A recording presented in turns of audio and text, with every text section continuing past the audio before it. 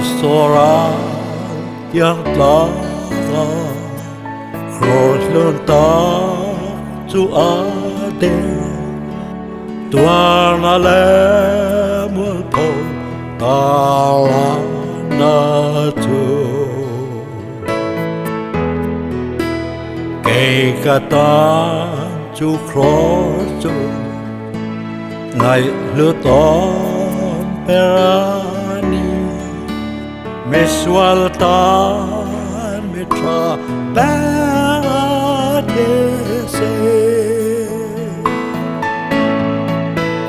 Tu cross tu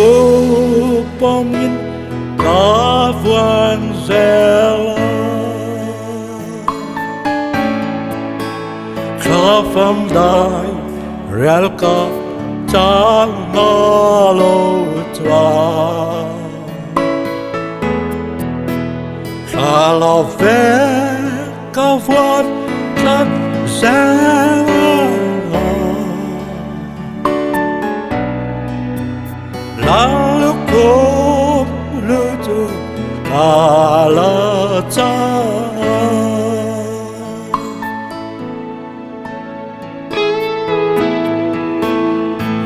To cross cover me Who sit there and daughter Kay kalo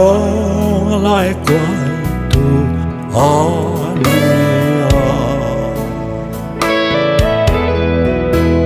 Tung patya perando Van ropui kalsanin Calvary the put can forgive To cross to pomin kavuan zela Kafam dai relka tal malo twa Kala ve kavot tat zela Lalu kum lutu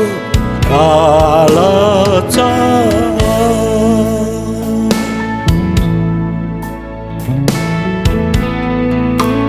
Dua patya sai du le Thì san loan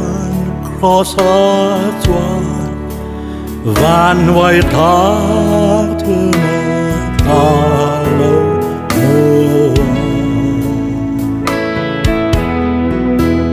Kê me xóa ngày đâm lệ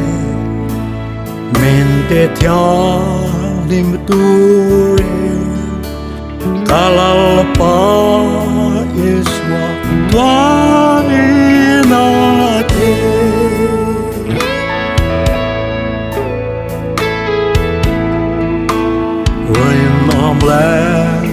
Nghe taki Tu cross tu vuan ila Kre la le mo po Don lo ve Na kena van ena Min la khwai khoma Tatuan en robui na kanta Tu cross tu pomin kavuan zela Kafam dai relka tal malo twa Kala ve kavot tat zela Lalu kum lutu kala ta